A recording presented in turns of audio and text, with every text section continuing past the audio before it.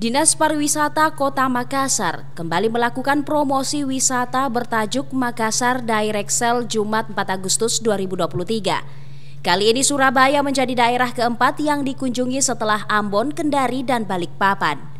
Kepala Bidang Promosi dan Pemasaran Dispar Makassar Yulianti Jabir mengatakan, kegiatan Direct Sale ini merupakan promosi dan pemasaran Dispar Makassar yang sekaligus memfasilitasi industri hotel, restoran, dan travel agent untuk bertemu langsung dengan pembelinya. Setelah Surabaya, Makassar Direct Sale akan menyasar kota terakhir yakni di Jakarta. Penyelenggara di kota Surabaya adalah kota keempat yang setelah sebelumnya diselenggarakan di kota Ambon, Kendari, dan Balikpapan, serta terakhir akan kami laksanakan di kota Jakarta.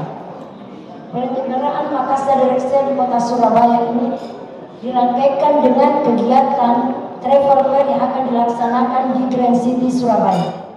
Sekretaris Dinas Pariwisata Makassar Andi Tenri Lengka mengatakan, Makassar sebagai ibu kota Provinsi Sulsel menjadi penyumbang terbesar pertumbuhan pariwisata di Sulsel.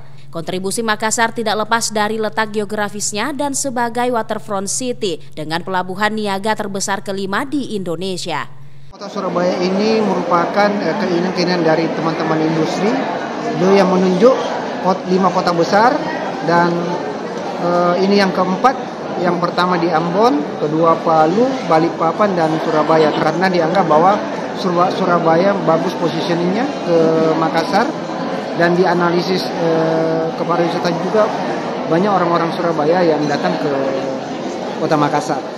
Salah satu upaya untuk pengembangan pariwisata Kota Makassar, yakni dengan memperbanyak event pariwisata, salah satunya dengan Makassar International Egg Festival and Forum atau F8. Ira, Fajar TV dan Fajar Radio melaporkan. Terima kasih telah menonton. Jangan lupa subscribe, like, comment, and share. Saksikan terus informasi terbaru dengan menekan tombol lonceng hanya di channel Fajar TV.